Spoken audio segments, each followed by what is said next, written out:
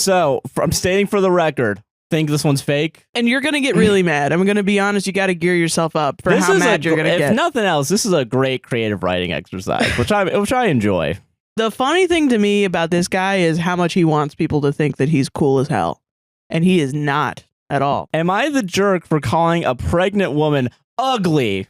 Ugly all caps. Ugly all caps, question mark. This was a few years ago. I forgot that I picked this one. I, 20 male, worked in a warehouse. One of my coworkers, let's just call her Shrek. You're the asshole. Female. You're the asshole.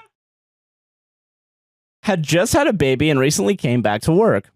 I usually paid Shrek no mind. We didn't run in similar circles. Plus, I wasn't exactly fond of her as a person anyway, so there wasn't much reason for us to interact. I'm going to replace Shrek with her or she when it is, because I don't want to say Shrek over and over again. Because I'm not a hateful person. I mean, I think you should read the story how it's fucking told. Oh, I should stick to the author's intent? Got it. Because we're dunking on this guy. That truly is our... That is our motive with this one, you're right. To give you an idea of the kind of human being Shrek was, she's the kind of person who sides with the villain of a story. I'm so mad. For example, I was listening to Bill Burr's Monday Morning Podcast. Great listen, check it out. And Bill was covering a story where a husband finds out his wife of 14 years cheated on him on their wedding day. Covering a story is funny as fuck for Bill Burr, the comedian, not journalist. Yeah. He found this out when they had a chance meeting with the waiter his wife banged in the same bed they consummated the marriage in. Shrek overhears the story and blurts out that the waiter is, quote, messy and, quote, why would you blow up that woman's marriage like that? I ask Shrek in return, well, was the wife not messy to cheat on her husband on their wedding day? Shrek had nothing to say to that. Eyes rolling emoji. Recipe, except this time I made this guy is a fucking epic bacon narwhal, dude. One day, however, we crossed paths on the way back from the break room. She starts talking to me, and because of social politeness, I talked back. Don't remember... That's the only reason why, not just because you're a good fucking person. Yeah, just social politeness, yeah. Don't remember how the conversation started, but we somehow got on the subject of my religion. I think she asked/interrogated me about why I never worked on Saturdays. I responded honestly, Saturday is the Sabbath. I was raised Christian. Shrek kind of looks me up and down, gets a smug sneer on her face, and replies something along the lines of, really? You don't look like the kind of person who would believe in God. At this point, I go deadpan. Social politeness switch off. I'm giving this my one fucking thing to make fun of you a little bit. Not even really. Yeah. I think she was just kind of like, oh, wow, I didn't know you were a Christian. Yeah. And then he went, time to fucking epic I'm ponage. gonna fucking own you for Reddit points later. Thanks for the gold kind, stranger. Yeah, it's real shit. I retort, well, Shrek, you don't look like the kind of person anyone would want to get pregnant, yet you still had a baby. Shrek has no response. She just stops walking and stares at me with her jaw dropped. I walk away, done with this conversation. Over the next few weeks, several coworkers that I did actually have rapport with came up to me asking things like, damn, how could you say such mean things to Shrek? And damn, I don't know how you were so mean, OP. Yeah, she told our coworkers what I said. I should have known she would. Women tell each other everything. Parentheses, excuse my misogyny, yuck, yuck, tea emoji. The yuck, yuck, tea emoji is in there. I'm trying to, like, it is in there. This is, again, guys, this is a lesson in creative writing, okay? This is... How is this a lesson in creative writing? I feel like if I was taking a creative writing course and my professor showed me this, I'd be like, this class is a fucking waste of time and money. And how not to make you look like a good person, how to make your protagonist actually the antagonist. Yeah, I don't think anyone would pick up a book where in the first chapter it's an obvious, like, neckbeard Redditor talking to you. But I don't know. And Shrek was the gossipy type anyway. Every time they'd ask me things, I'd ask them in return, well, did Shrek also tell you that she made fun of my religion beforehand and that's why they said what I said? They all said no, Shrek didn't tell them that part. Convenient. Regardless of me, I'm sorry. I'm sorry. I'm just sorry. Yeah, this one is just wild. Dude. Regardless of me clearing things up with those who asked, I'd still already earned the reputation of mean guy to all the coworkers Shrek told. I never got called into HR about it, though. I guess Shrek realized if she escalated it, then she'd also be on the hook for making fun of my religion. Let's get one thing straight. If you're nice to me, I'm nice to you. But if you go out of your way to be catty and disrespectful to me, I don't feel obligated to be nice to you either. That is reasonable. Guy who's never thought out of himself, who's never thought past the concept of himself. Let's get one thing straight. If you're nice to me, I'll be nice to you. But otherwise, then fuck that. What's the point of being nice? You joke often about people that don't know Sonder, and if this person's real, this is this is Sonder in the idea of like what a peon, that person's shitty little life that they're living. I am judging them for no reason. Yeah. And ironically, I have an ego because I'm like, what a shitty little life this guy's living. He must not understand any concept of existentialism or whatever. Yeah. Other people existing and having their own lives. Yeah. So, humanity's just all a big pissing, shitting, just fucking judging fest, man. I know I wasn't wrong to say what I said. Being the asshole doesn't always mean you're wrong per se. It's not wrong to call a bitch is ugly, you know what I'm saying? Regular misogynist. Josh. I just want to know if I'm indeed the asshole here. I'm not really religious anymore. I reached the age of logic and reason. Lol. So I guess Shrek was right in the end. Womp womp. So you also have managed to piss off Christians by calling them like fucking morons. Children. Yeah, they don't have any logic or reason. Great. Dumbasses. Good job, man. How do you like what? Fedora, awesome. Yeah. Uh-huh. TLDR, pregnant coworker made fun of my religion, so I made fun of her face. And that's it. So Sarah, was you the jerk in that situation? Jeez, I don't know. My male 33, girlfriend Katya, female 31, and I have been together for about a year. Unfortunately, I recently quit my job and cannot afford my rent in my current flat. British, really? Katya lives in a nice neighborhood and owns her flat. It's a 2-bedroom flat, except she converted 1 bedroom into her office space, except that she doesn't need it. Katya is a writer. She writes romance novels and self-publishes them. Why would they not need an office if they're actively like doing creative work? She's one of the lucky ones who actually makes quite a lot of money doing that. The thing is, she doesn't need an office. She can write from anywhere. She sometimes writes in a library, a coffee shop, the castle ruins, if the weather's nice, of course. As I am now unemployed, I've thought about finally chasing my dream and starting streaming games. Nobody who's unemployed and thinks, hey, I'm going to make money by streaming games is a good person. Last night, I mentioned that she'd have to get rid of her office. She asked why, and I told her that she can write wherever she wants and I need a space to start my streaming career. Career is so crazy. I told her it's just silly books. She can write them anywhere. I can't bring my gaming setup to a cafe. She got really weird after. This morning, when I was about to leave her house, she told me I had to look for my own flat because she didn't want to move in together. I still think Katya, it was the but I wonder perhaps maybe I was one too. I need that place to live. If I was the I need to pretend to apologize.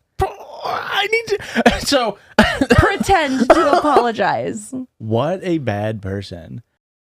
Mother-in-law's game destroyed my parents' lives. I want my fiance to go no contact. I'm getting married in May, and right now I feel like everything is falling apart. My fiance's mom, Claire, has always hated me and has been nothing short of an evil bitch. But at the same time, I get she is his mom. She was by all accounts an excellent mom, and he does love her. Don't get me wrong. He will set boundaries and put her in her place, but he isn't ready for no contact. My mom recently got caught having an affair with mother-in-law's best friend, Brad. Oh my God.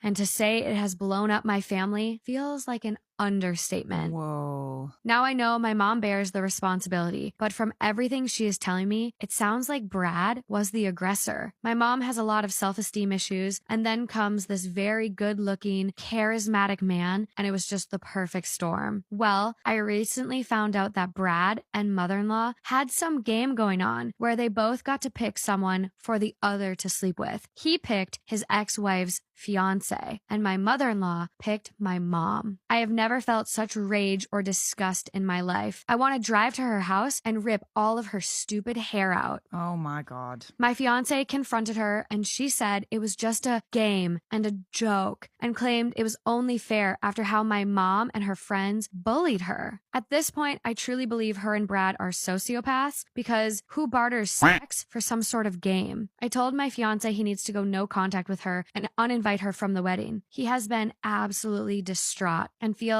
I'm asking too much because at the end of the day, she is still his mom. It's quite the moral dilemma we're facing. This is really, really tough. Yeah. It's hard because like there's a lot of different parties at fault here. Is the mom absolutely unhinged for creating this game and saying, Brad, you fuck the mom? Yes. Yeah, no, that's insane. I'm curious, like, if she was actually bullied by the writer's mom. For sure. Yeah, I want to know more about that too. I feel like you can't like add that in and then not add more context of like, was she actually bullied or like what happened there? Not that it would like justify it either though too. That's kind of like twisted. Yeah, but at the same time, the mom of our writer wouldn't have any issues if she wouldn't have cheated. That's a very good point. Like, do the two wrongs cancel each other out where it's like, you guys are both messed up? Like, are you also cutting off your mom for having an affair on your dad?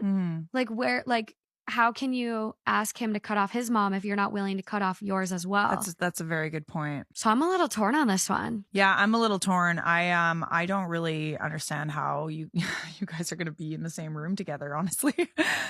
No. Sounds a little messy to me. It's tough because if he doesn't want to cut her off, like this is someone you have to deal with the rest of your life. If you guys want kids and end up having kids, she's likely going to be involved in your life. Yeah, she will be. So it's one of those things you need to ask yourself, like, unfortunately, do you want to move forward with someone else who you don't have this baggage with and like this conflict of like their mom and everything that now goes with you moving forward? If it's this bad before you guys are already married, I don't know. It's not gonna necessarily get better, but you can also have like minimal contact and not be low contact. You can just be cordial. I know that's difficult. Maybe she might be useful when there's kids in the picture. Maybe they just need to have like one big intervention where they just sit everybody down and everybody just yells at each other. Yeah, hash it out. Honestly, not a bad idea because I'm sure our writer's mom and dad, they're having their own marriage issues now. That might be a good thing. Like, get a mediator in there and just like, you guys are all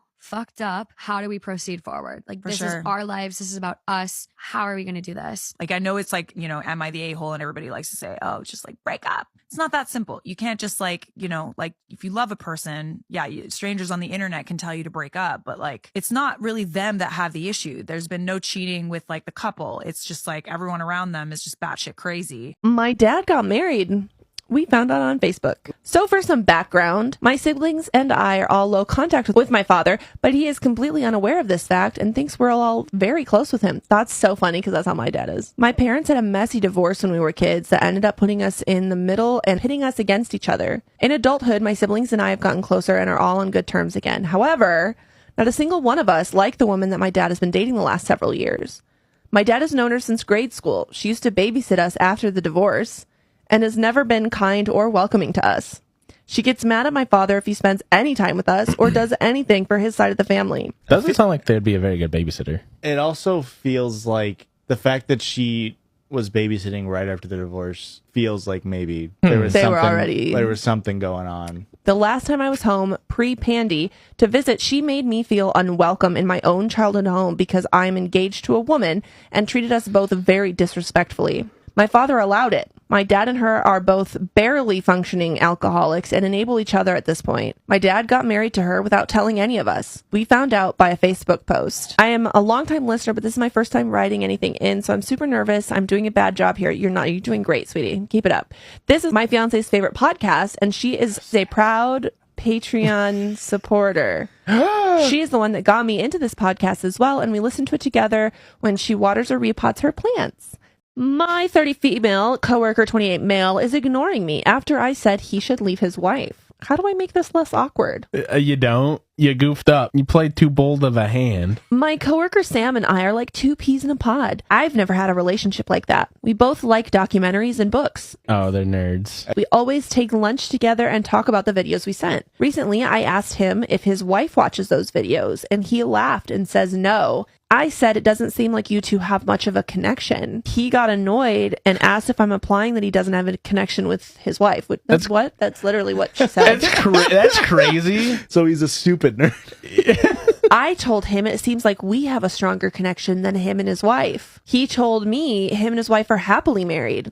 I told him it's strange she doesn't share a major interest of yours. You don't have to share every single interest. This is insane. He started ignoring me for the rest of the lunch. He blocked me from his personal phone and we only speak at work. Yeah. Even then, it's only about work. Even after I apologized, he's still the same way. I want things to go back to normal because the work days are definitely longer ever since he stopped replying to me.